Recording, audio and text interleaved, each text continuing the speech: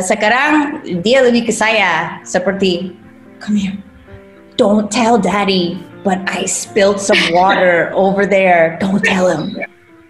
So I feel like, I don't know, aku rasa seperti, oh, she thinks I'm her best friend. Ya, berarti udah berapa tahun menikahnya ya? Sampai tahun ini? Ini mau tahun, I think 7 tahun. 7 tahun, kita nggak terlalu merayakan anniversary gitu-gitu, but I think it's been, 7 tahun. Ya, itulah sebabnya udah saling mengerti, udah perang-perang itu sudah makin berkurang ya. Ya, dibantu dengan pandemi. Dibantu dengan pandemi. Nah, gimana kalau soal mendidik anak nih? Tadi kan misalnya orang tuanya Mas Angga ngajarin dia waktu kecil A, saya diajarin dia dulu B gitu. Nah sekarang punya anak nih, perpaduan blasteran antara Indonesia dan Kanada, cara mendidiknya gimana? Well, I'll tell you, apa? Ada, tapi saya tidak lagi-lagi saya tidak turun perang. Tapi ini ada satu hal yang sangat menyebalkan. Ya sebenarnya, but Angga itu punya hak untuk mencap dia, punya hak untuk cap. I don't know. I'm trying to. Ini dari bahasa Inggris sih, ibu saya bilang, you have to leave your stamp on your child. Like harus tinggalkan cap. Angga was here. Like di anak saya, right? So like, what does he want to share with her? Like that's his hack untuk meninggalkan jejak. Is that? Yeah. Anyway, bahasa Indonesia diperbaiki belakangan. Yeah. And so like I have to let him do that karena itu haknya. Yeah. But jujur saya pikir ini kalau Z jatuh, Angga itu marah sama dia, marah diteriakin. And so like misalnya dia berdiri di sofa terus jatuh and then tabrak dinding misalnya, kepalanya kena dinding mungkin. Itu pasti langsung berantem. Angga itu teriak-teriak ke dia, kamu kenapa sih? Saya sudah bilangin. Like so it's kemarahan keluar. Dan itu ganggu saya. Dan mungkin strateginya dia untuk supaya nakutin biar nggak mau jatuh lagi, karena kalau jatuh nanti diteriakin. So yeah, I see his logic. Tapi I wouldn't do that. Like I would say it like, oh Z, are you okay? First of all, like kamu nggak apa-apa, and then mungkin aku ya itu agak bahaya diri di sofa karena risikonya itu. If you don't want it to happen again, jangan berdiri di sofa. I don't know, like saya itu dua gaya yang sangat berbeda. Yeah. So I just let him do his, and then I do mine. So we don't. I don't know. Mungkin itu kita gampang dimanipulasi karena itu mungkin Z tahu, oh ibu saya pasti begini, bapak saya pasti begini, nanti saya manipulasi untuk dapat apa yang saya mau. Mungkin because we're not one united front, because I can't. So ada faktor kayak gitu yang kita tidak pernah akan setuju, tapi ya udah nggak apa-apa. Z sendiri gimana nih dengan perlakuan yang beda ya, dari ternyata terbalik nih, kebanyakan bunda-bunda kan yang lebih galak ya ke anaknya dibanding ayahnya gitu. Oh really? Ternyata kan terbalik aja. Ya biasanya bunda-bunda di sini jadi singa gitu ya buat anak-anaknya. Nah kalau saya kan terbalik nih justru sama Mas Angga. Nah, Z sendiri gimana untuk mungkin ya dia kan karena masih kecil ya, tapi kan mungkin juga Sasha bisa lihat perilakunya dia gitu. Gimana ya cara gayanya? Udah saya seperti ini gitu, si ayah kayak gini gitu, gimana? Well, dia sangat dekat sama Angga. Well, saya bilang tadi dia hands on banget, dia sangat hands on, and so yeah, they're very very close. I don't know. Sometimes I've noticed that because he gets marah-marah about things like kalau piring jatuh, air tumpah atau jatuh atau apa terus marah. Sekarang dia lebih ke saya seperti, come here, don't tell daddy, but I spilled some water over there. Don't tell him. So I feel like, I don't know, aku rasa seperti, oh, she thinks I'm her best friend. Karena she can be honest with me. And so I guess that's what I want to be for her. Like, you know, like apapun terjadi, like, please be honest with me. Biar kalau dia punya masalah, aku bisa membantu. Karena kalau dia nggak jujur sama saya ya, bagaimana saya bisa bantu? Saya tidak tahu kenyataannya. But I think maybe she feels secure with Angga too, right? Like, anyway, it's hard to know karena kita semua eksperimentasi. Sebenarnya aku nggak tahu aku benar enggak sih gitu. Angga juga nggak tahu dia benar enggak. It's just an experiment. We're trying our best, and then we'll see what happens. Karena nanti kalau anakku udah gede, pasti dia juga akan punya banyak komplain. Oh, ibu saya kenapa begini? Bapak saya juga begini. So I don't know. Saya tidak tahu aku benar enggak. I have no idea. Jadi orang tua tuh kayak nggak ada lulusnya gitu ya. Ya. Setiap hari, setiap akan bertahun-tahun, even kalau anak kita pun sudah menikah berumah tangga juga tetaplah kita sebagai orang tua kan tutup mata. Oke, nah nanti rencana akan pindah ke Kanada ya. Zee kan udah ada bayangan gitu akan sekolah di sana gitu, dia juga sudah pernah merasakan di sana gitu, mudik ya, betah gitu. Nah kalau Sasha sama suami, apa rencananya yang akan pertama kali gitu dilakukan nanti akan di Kanada?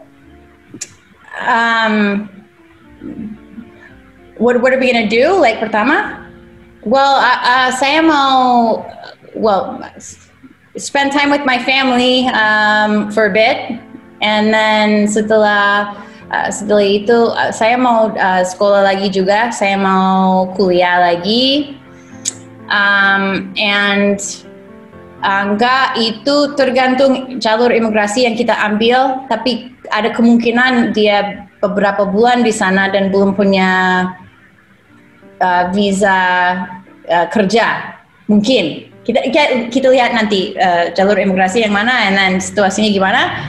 But I think probably he'll kalau nggak bisa, ya mungkin dia kerjain YouTube, mungkin make some YouTube videos, atau I don't know, dia suka mobil, so maybe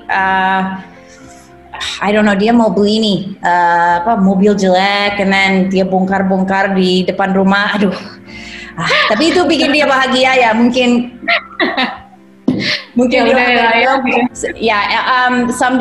sambil tunggu work visa. So I'm not sure what's gonna happen. Kita harus ke sana dan lihat sikon.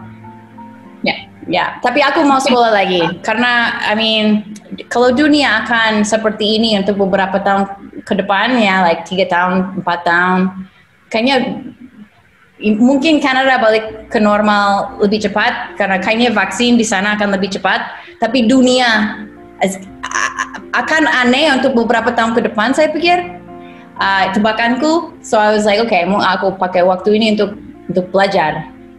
Ya. Nah, pasti adalah nanti kalau bakal dikangenin gitu ya, kalau udah pindah ke sana gitu, kayak dulu awal Sasha di sini mungkin ada kangen-kangennya juga di Kanada. Nah, kebayang nggak sih bakal kangen apa gitu? Kangen dari Indonesia? Ya, kalau udah tinggal di sana nanti. I'm gonna kangen.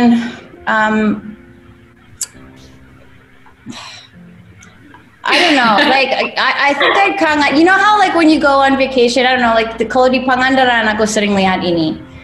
You know how like just like a bunch of people duduk di campfire, and then mereka main akustik gitar, semua nyanyi lagu Iwan Fals, and then you know sambil minum terus ngoceh, and then I don't know, it's just the suasana, and then you know it's just all natural and at a hammock, and that scene itu kayaknya di sana tidak ada scene itu. So I don't know, this life is so simple, happy, and I don't know, I think kalau mau belajar bahagia, Indonesia tempat yang pas untuk datang ke sini belajar cara jadi orang yang positif dan bahagia and mandiri, and it's a great place. And I don't know, Canada is a bit, I don't know, mereka baik juga. I don't want to say orang Kanada nggak friendly karena mereka sangat friendly. I don't know, but there's something different and familiar about the Indonesian friendliness. Di mana ada dua cowok bisa di hammock gini apa? You like have you ever seen like dua cowok Indonesia di hammock di pantai? Dan not homosexual, not homosexual, but just like friends, and they're like cuddling on a hammock. Oh, itu Canada nggak ada itu. I don't know, just mungkin si Asia nanti sama Mas Angga ngajakin tetangga-tetangga camping di sana gitu ya, gitar-gitaran, api unggun gitu di kan. Ya kayak ini di sana lebih teratur. Di bayanganku nanti kalau mau camping harus urus permit dulu, apa dulu gitu. Ribet ya. Kalau mau mancing harus izin dulu kamu sama presiden. I don't know. Ini bayanganku aja. Kayaknya ribet di sana. Nah, Mas Angga nanti gimana nih? Udah siap-siap belum bakal kangen makanan Indonesia kan katanya di itu kan dengarnya bakal kangen. I don't know, but udah banyak orang Indonesia di sana. Dia udah ada banyak orang sejak aku upload videonya, banyak yang kirim DM. Oh, ini komunitas orang Indonesia di sini. So nanti kalau dia udah ketemu komunitas Indonesianya, ya pasti semua keluar. Di mana beli tempe, itu apa sambal yang enak beli di mana, like itu pasti keluar. Mereka udah ada petanya. Udah prepare deh sekarang. Ya. Oke deh kalau gitu. Sasa selamat bersiap-siap ya untuk walaupun rencana masih September, tapi mungkin mempersiapkan, menguatkan hati, atau mungkin ada ya siapa tahu di tengah jalan nanti berubah lagi rencana. Yeah. Well, I hope not. I gotta go back and spend time with my family. Yeah. I have to go because Angga, Angga dekat juga sama keluarganya, dan itu sedih sebenarnya. Itu satu yang akan bikin dia sedih, jauh dari keluarga. But for me, aku udah lama jauh dari keluarga, and I don't want to waste any more time. I do have to go back and be a part of my family. Yeah. Because I learned that from Indonesians too, and I'm going to be a family woman when I go back. Good job. Oke. Nah, meskipun masih nunggu waktu ya untuk pindah, tapi apa sih yang mau saya sampaikan setelah 20 tahun tinggal di sini? Apa yang mau saya sampaikan untuk Indonesia?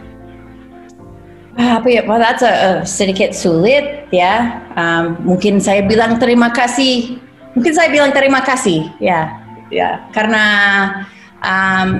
di sini saya ketemu banyak orang yang mau sharing sama saya dan buka mata saya ke dunia baru yang tidak bisa saya dapat di buku. Tidak bisa, belajar di sekolah, tapi di depan mata mereka sharing cerita tentang kehidupan mereka, and then cara hidup di sini, and all that stuff. It's sebenarnya so generous of all the people that shared stories with me.